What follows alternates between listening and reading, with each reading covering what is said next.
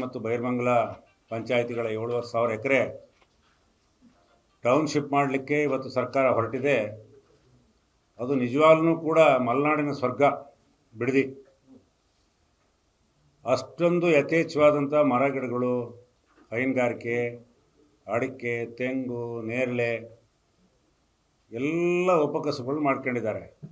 ಮತ್ತು ಎಲ್ಲರೂ ಕೂಡ 1 ಎಕರೆ 2 ಎಕರೆ ಅರ್ಧ ಎಕರೆ ರೈತರೇ ಇರೋದು, ಮತ್ತು ಯಾರು ದೊಡ್ಡ ರೈತರು ಯಾರೂ ಇಲ್ಲ ಅಲ್ಲಿ. ಈ ವಿಚಾರದ ಬಗ್ಗೆ ನಾವೊಂದು ಪಬ್ಲಿಕ್ ಹಿಯರಿಂಗ್ ಮಾಡಬೇಕು ಅಂತ ಹೇಳಿಬಿಟ್ಟು ನಿವೃತ್ತ ಹೈಕೋರ್ಟ್ನ ನ್ಯಾಯಾಧೀಶರಾದಂಥ ಬಿ ಗೋಪಾಲ್ ಗೌಡರ ನೇತೃತ್ವದಲ್ಲಿ 4 ಜನರು ಒಂದು ಸಮಿತಿ ಹಿಯರಿಂಗ್ ಮಾಡಿದರು. ಪಬ್ಲಿಕ್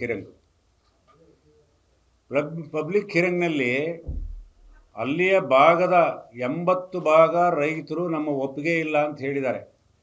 ಸಂಪೂರ್ಣ ಖಾತೆದಾರನ್ನ ವಿವರವಾಗಿ ಹಿಯರಿಂಗ್ ಮಾಡಿದ್ದಾರೆ. ಪ್ರತಿಯೊಬ್ಬರು ಬಂದು 80 ಭಾಗ ನಮ್ಮದು ಒಪ್ಪಿಗೆ ಇಲ್ಲ ಅಂತ ಹೇಳಿ, ಟೋಟಲ್ ಬಿಡದಿ ಟೌನ್ಶಿಪ್ ಯೋಜನೆ ವ್ಯಾಪ್ತಿಯ 80 ಭಾಗ. ಇವರು ಯಾವುದೋ 1 ಹಳ್ಳಿ 2 ಹಳ್ಳಿ ಇದರಲ್ಲಿ ನಮಗೆ 80 ಭಾಗ ಒಪ್ಪಿಗೆ ಕೊಟ್ಟಿದ್ದಾರೆ ಅಂತ ಹೇಳ್ಬಿಟ್ಟು ಕರ್ನಾಟಕ ಸರ್ಕಾರ ಹಸಿ ಸುಳ್ಳು ಹೇಳ್ತಾ ಇದೆ. ಆ ಹಿನ್ನೆಲೆಯಲ್ಲಿ ಮತ್ತೊಂದು ಏನಪ್ಪ ಅಂತ ಹೇಳಿದರೆ, ಇದು ಒಂದು ಸಲ ರಾಜಕೀಯ ಪಕ್ಷಗಳು ಬಯಲಾಟದ ಥರ ಜನರಿಗೆ ಮನರಂಜನೆ ಮಾಡ್ದಂಗೆ ಮಾಡ್ತಾ ಇದ್ದಾರೆ, ರಾಜಕೀಯ ಮೇಲಾಟಕ್ಕೋಸ್ಕರನ. ಇದು JDS, ಕಾಂಗ್ರೆಸ್ಸು ಅಥವಾ BJPಯ ಪ್ರಶ್ನೆ ಅಲ್ಲ, ಇದು ಪಕ್ಷದ ಪ್ರಶ್ನೆ ಅಲ್ಲ.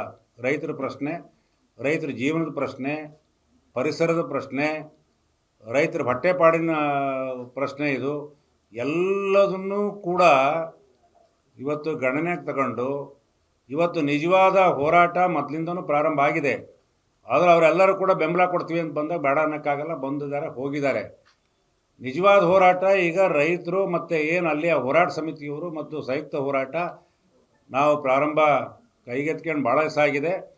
ಇವತ್ತು ಬಿಡದಿ ವಿಧಾನಸೌಧ ಚಲೋ ಅಂತ ಹೇಳಿಬಿಟ್ಟು ಇವತ್ತು ಹೋರಾಟ ಹಮ್ಮಿಕೊಂಡಿದ್ದು 25ನೇ ತಾರೀಕು. ಹೆಚ್ಚಿನ ಸಂಖ್ಯೆಯಲ್ಲಿ ಆ ಬಿಡದಿ ಭಾಗದ ಸಂಪೂರ್ಣ ರೈತರು ಇದರಲ್ಲಿ ಭಾಗವಹಿಸ್ತಾ ಇದ್ದಾರೆ. ಇಲ್ಲೇ ತನಕ ರಾಜಕೀಯ ಪಕ್ಷಗಳ ಸಭೆಯಲ್ಲಿ ಯಾರ್ಯಾರೋ ಭಾಗವಹಿಸಿದ್ರು, ಅವ್ರ ಪಕ್ಷಗಳವ್ರು ಭಾಗವಹಿಸಿದ್ರು, ಆದರೆ ಆ ರೈತರು ಭಾಗವಹಿಸಿರಲಿಲ್ಲ.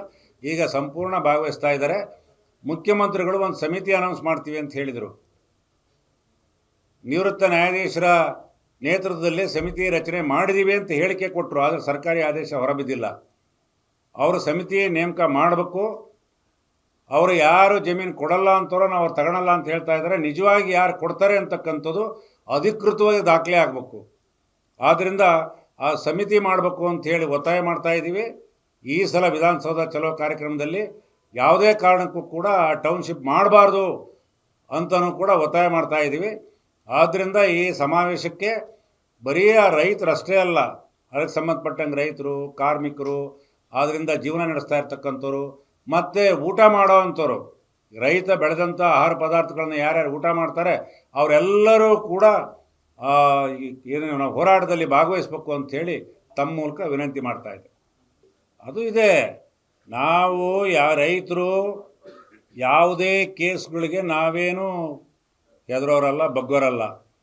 ಈ ಕೇಸ್ ಮೊದಲಿಂದನೂ ಕೂಡ ಬೇಕಾದಷ್ಟು ಕೇಸ್ ಹಾಕಿ ಆ ಕೇಸ್ಗಳಿಂದ ಜನರನ್ನು ಅಧೀರ ಮಾಡಬೇಕು, ಅವ್ರನ್ನ ಭಯ ಹುಟ್ಟಿಸ್ಬೇಕು ಅಂತಕ್ಕಂಥ ಸರ್ಕಾರದ ಕುತಂತ್ರ. ಆದರೆ ಇವತ್ತು ನೀವು ನೋಡ್ತಾ ಇದ್ದೀರಿ ಸೋಷಿಯಲ್ ಮೀಡಿಯಾದಲ್ಲಿ, ಬಿಡದಿಯ ಬೈರ್ಮಂಗಲ ಮತ್ತು ಕಂಚನಹಳ್ಳಿ ಮಹಿಳೆಯರು ಎಷ್ಟು ಧೈರ್ಯವಾಗಿ ಮಾತಾಡ್ತಾ ಇದ್ದಾರೆ ಅಂತಂದರೆ, ಪೊರಕೆ ಸೇವೆ ಮಾಡಿದ್ದೀವಿ, ನಾಳೆ ಒನಕೆ ಸೇವೆ ಮಾಡ್ತೀವಿ, ಬರ್ರಿ ಯಾರು ಬರ್ತೀರಿ ಅಂತೇಳಿ ಓಪನ್ನಾಗಿ ಮುಖ್ಯಮಂತ್ರಿ ಸವಾಲಾಗ್ತಾ ಇದ್ದಾರೆ. ಈಗಿನ ಕ್ಷೇತ್ರ ಶಾಸಕ ಮಂತ್ರಿ ಸವಾಲಾಗ್ತಾ ಇದ್ದಾರೆ. ಯಾರೂ ಕೂಡ ಅಲ್ಲೇನು ಆ ಬಿಡದಿ ಹೋಬಳಿಯವರು 1.5 ವರ್ಷದಿಂದ ಏನು ಚಳವಳಿ ಮಾಡ್ತಾ ಇದ್ದಾರೆ, ಅವರೇನು ಬಗ್ಗಂಗಿಲ್ಲ, ಜಗ್ಗಂಗಿಲ್ಲ. ಅವರು ಯಾವುದೇ ಕಾರಣಕ್ಕೂ ನಾವು ಹೆದರೋದೂ ಇಲ್ಲ.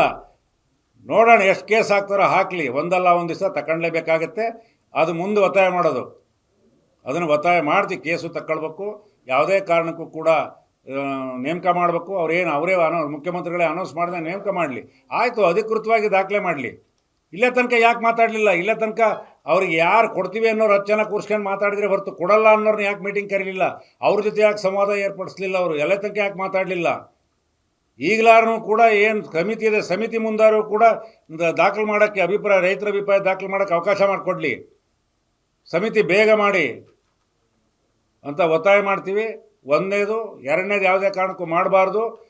ಮುಂದೆ ಅಹಿಂಸಾತ್ಮಕ ಮಾಡೋರಿಗೆ ಕೇಸ್ ಹಾಕಬಾರ್ದು. ಈಗ ಹಾಕಿರೋ ಕೇಸನ್ನು ವಾಪಸ್ ಪಡಿಬೇಕು ಅಂತಲೂ ಕೂಡ ಈ ಸಂದರ್ಭದಲ್ಲಿ ಒತ್ತಾಯ ಮಾಡ್ತೀವಿ.